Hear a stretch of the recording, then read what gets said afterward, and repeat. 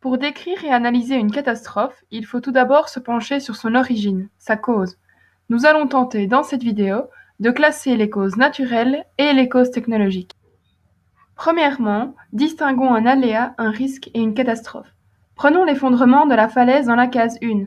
Il s'agit d'un aléa car cela n'impacte pas l'homme ni ses activités. Lorsque l'homme s'implante en dessous de la falaise, comme dans la case 2, il y a alors un risque pour la population et ses aménagements.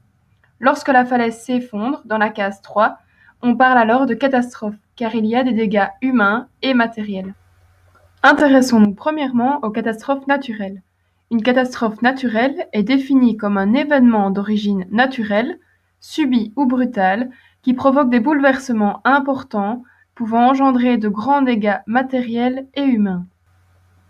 Il existe de multiples catastrophes naturelles, dont les plus connues sont les inondations, les tsunamis, les tremblements de terre, les incendies, les tornades, les éruptions volcaniques, etc.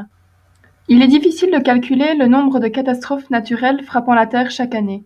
En effet, nous avons tous en tête les grandes catastrophes naturelles relayées par nos chaînes d'information, comme les feux de forêt en Grèce en 2018, ou encore la même année, le super typhon qui a traversé le Japon. Cependant, une pierre tombée d'une falaise dans un jardin et tuant un individu est également une catastrophe naturelle, car il y a bien un dégât humain. Selon la Fédération internationale de la Croix-Rouge et du Croissant-Rouge, le nombre de catastrophes naturelles a été multiplié par 4 depuis les années 70. Elle pointe du doigt les effets du changement climatique. En plus des vies humaines perdues en 2018, les pertes économiques liées à ces phénomènes se sont élevées à près de 155 milliards de dollars. Petit point vocabulaire.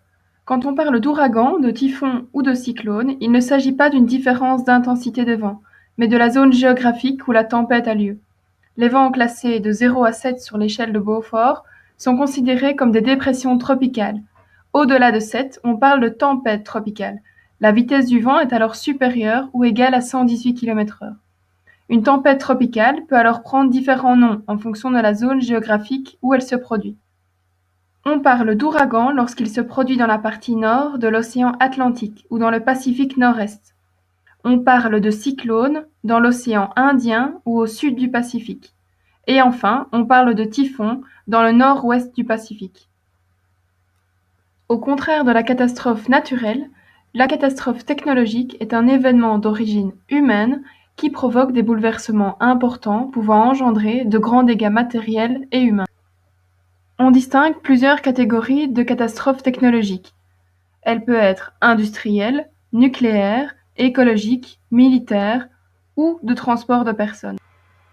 Il peut s'agir par exemple d'une marée noire causée par la fuite de pétrole en mer, d'une explosion nucléaire, de l'effondrement d'un barrage, d'une fuite de produits dangereux, d'une explosion minière, etc.